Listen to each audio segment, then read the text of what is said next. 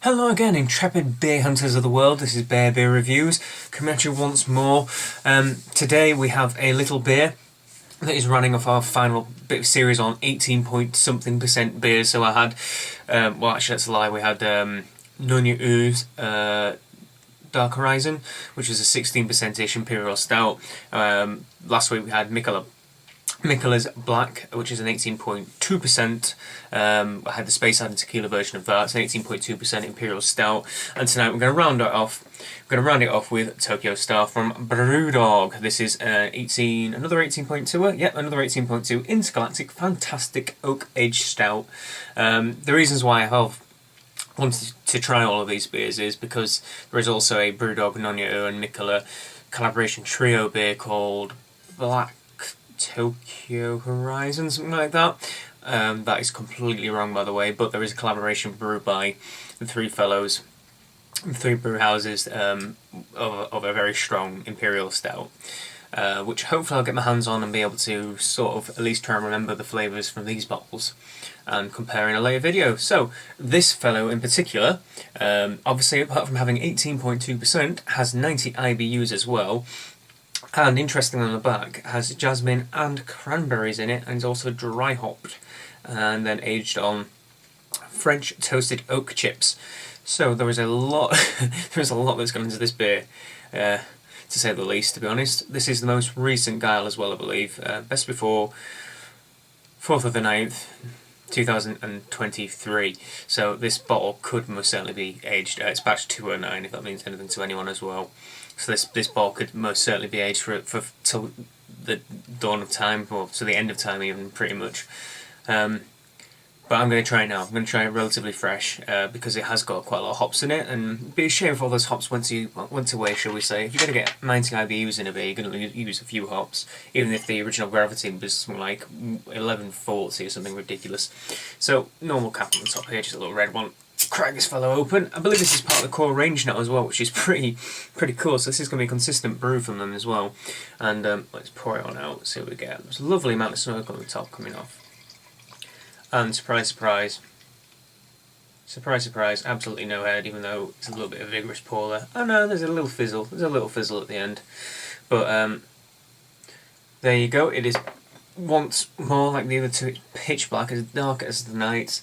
Although the Michela was a little bit red around the edges. Remember, this one's completely dark as anything and looks super deep dark chocolate kind of colour and lovely dark tan coloured head as well. Again, kind of verging on the dark chocolate, and you can see there's some lovely bit of lacing, and there are indeed, yes, there's a nice bit of alcohol legs as well. Can you see? You might be able to see when it just tilts away, it kind of leaves little wave-like shapes on the edges of the glass. So there's a lot of alcohol in this. There's a lot of alcohol in this.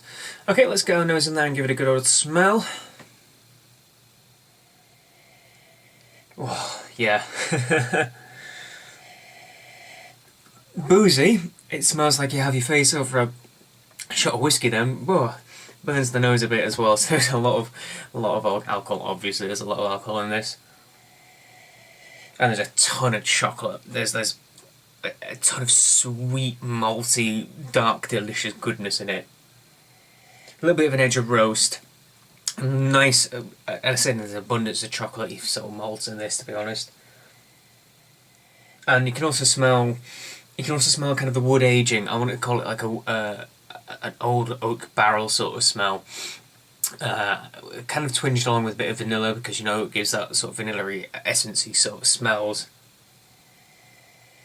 And all in all, if it wasn't for the for the ridiculously boozy kick, you'd probably call it out and call it an oak aged Imperial Stout. Not getting much in the way of jasmine or of cranberries. I just want to double check that. Yeah, after fermented, yeah, copious amounts of specialty malts, jasmine and cranberries. Not getting any of them in the aroma yet. I doubt I will, but perhaps it comes through on the palate. We shall soon find out. So, I guess it's time to get in there. Time for me to probably get exceptionally drunk. Cheers.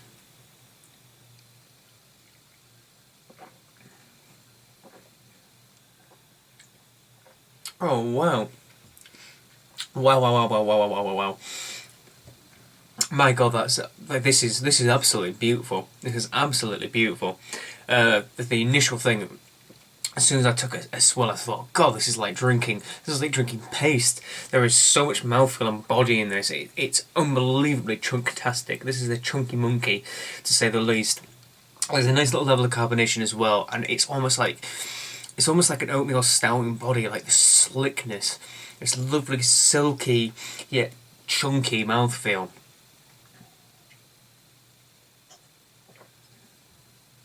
And then there's like a onrush of sweetness. It's got really, it must have quite a high final gravity as well, because it's really, really lovely and sweet.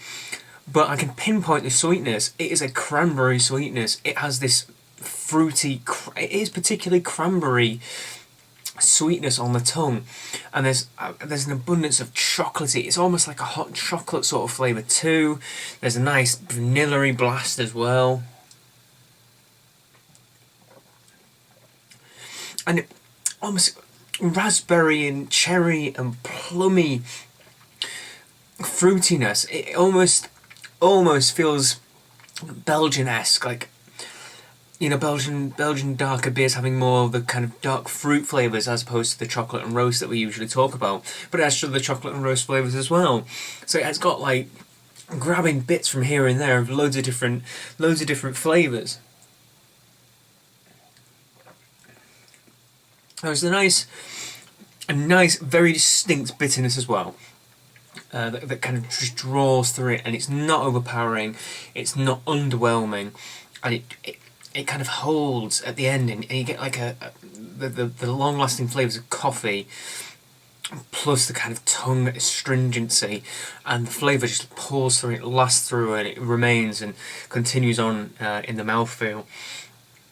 And it's really lovely. It struck me when I first drank it. I thought, God, this is the complexity of a really well-aged red wine. Not that I'm a huge wine drinker, but I went on a tour of the wine regions in South Africa when I was about 18 or so.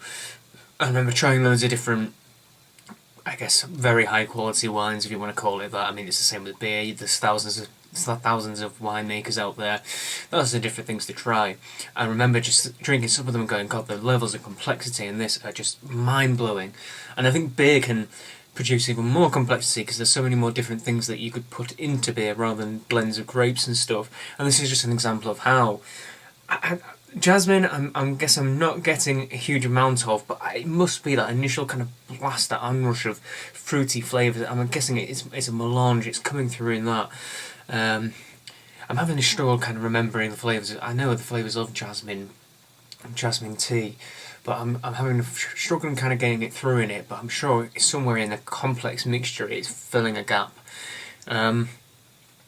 This is superbly complex and superbly well balanced in a sense as well, despite being ridiculous ABV, despite being ridiculous in terms of flavours. And I've heard from reliable sources that this is, Matt again, hi name droppy too, that this is probably not the best guile that he's tried. But this is gorgeous, so I'd love to have seen what it was in an earlier guile, or indeed in future guiles, and I'd love to see what this is like if it's aged as well. Because, to be honest, pretty fresh, this is damn amazing. So in terms of rating, easy 9.5 again, this is magnificent. This is another showcase beer, another show-stopping beer that's going to get those high marks. That is one of those beers that is redefining what you can have, what beer can be. And again, it's from BrewDog, who I do think produce some amazing beers, no matter what you might think of them. Their beers are consistently grasping outwards, and I'll always be very positive towards them, because it was the first sort of craft American style beers that I tried many moons ago. That got me into doing proper beers. So this is magnificent. If you can go out there, if you can go to losing my voice a bit, if you can go to one of the BrewDog bars and get out a keg, even better. I do think perhaps you'd get just a bit more carbonation, a little bit more keg. Just you can just tweak it perfectly. You can get it just how they want it a mouthful. You don't have to rely on on artificial carbonation in the bottle. You know, they can do it on the fly almost with a dispense on a bottle. This is still amazing. This is still amazing, and you could age it in bottle. That's cool. Pick up 2 bottles. There you go. Don't pick up 1. Pick up 2. Drink 1 now. And drink 1 in 20. Drink 1 in 2023. So yeah, thank you again for watching. Please tell me what you think if you've tried this. If you want a quick comparison between the 3, Mikkeller Black was perhaps, it just had this bit of stringency that I think maybe I should have aged that fella for a bit longer. Nonya Ur's Dark Horizon was fantastic. It was really nice. I remember it being so pungent. It had quite traditional imperial stout flavours, I'd say. This fellow is just, this is in my opinion, is probably the best of the 3 because it just has that fruit flavour from the cranberries and must be some Belgian speciality malts. I'd like to think there were some. It's got the dark fruit flavours alongside the traditional imperial stout flavours, and that's primo. That's really lovely. So like, favourite, comment, subscribe. Tell me what you think about this beer, or indeed one of the other 2s. And until the next beer review, like I said, time to get a little bit drunk. Cheers.